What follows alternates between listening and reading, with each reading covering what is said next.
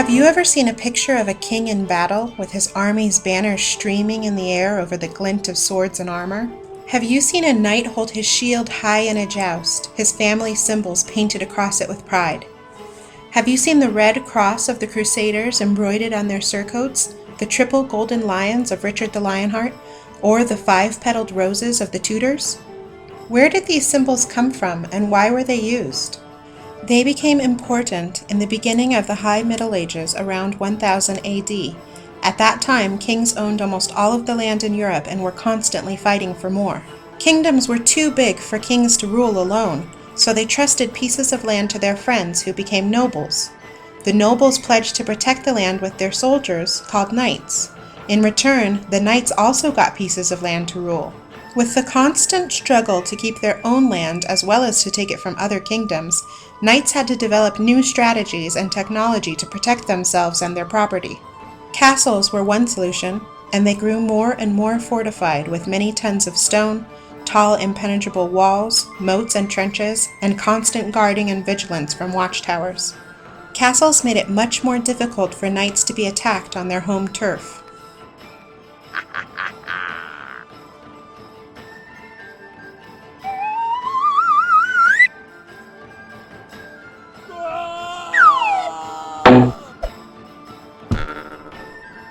But another area of important new technology was armor and weaponry to protect a knight in battle. Knights started out with simple leather armor and chainmail armor made of small metal rings which were hard for swords to penetrate. However, it still left the knights vulnerable to many other weapons. They began adding plates of metal over their mail until eventually they had huge full suits of steel armor which covered every inch of their bodies and heads. Some armor weighed over 100 pounds. And it was impossible to tell who the heck was inside it. Who goes there?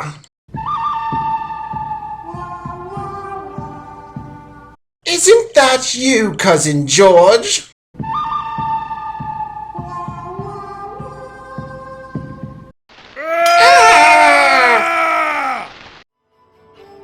This problem led to the birth of heraldry, which is the identification of a knight and his army through the use of symbols on his shield and flags, called his coat of arms. At first, they were simple symbols, but as time passed, it was necessary for a central group of people to keep track of who was using which symbols, and to make sure that no two knights shared identical coats of arms. These men were called officers of arms, but are also known as heralds because the first experts in the coats of arms of kings and nobles were their messengers, or heralds, who wore the coat of arms of their masters as they traveled around, and were able to recite the heritage, titles, and achievements of their masters and their masters' ancestors. This is why the system of classification and display of arms became known as heraldry.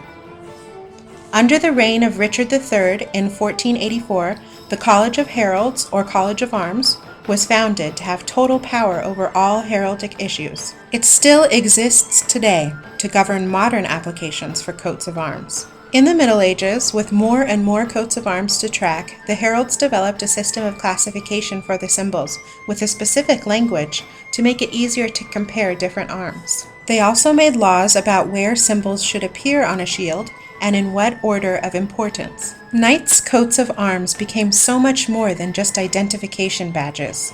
They were the recognizable brands to instill pride in a knight's family, subjects, and soldiers, much like Nike's swoosh or Mac's Apple brands are today.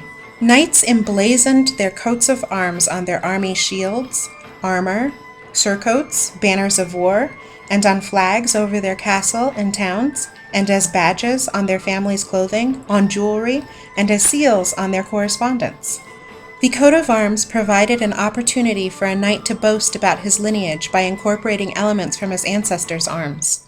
They provided the opportunity to make a statement, such as King Edward III's combination of the fleur-de-lis of France with the lions of England to show his claim to both kingdoms, or King James I's combination of the lion of England with the unicorn of Scotland. Coats of arms could commemorate a special victory for a knight or make puns of his name and heritage.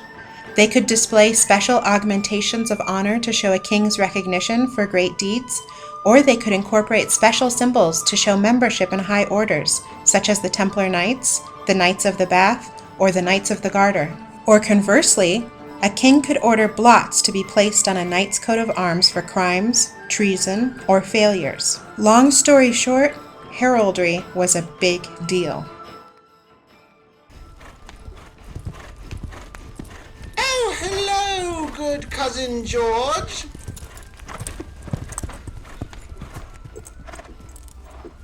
Such a lovely new shield. So glad that there won't be a misunderstanding this time.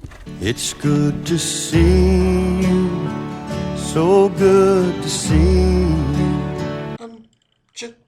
George?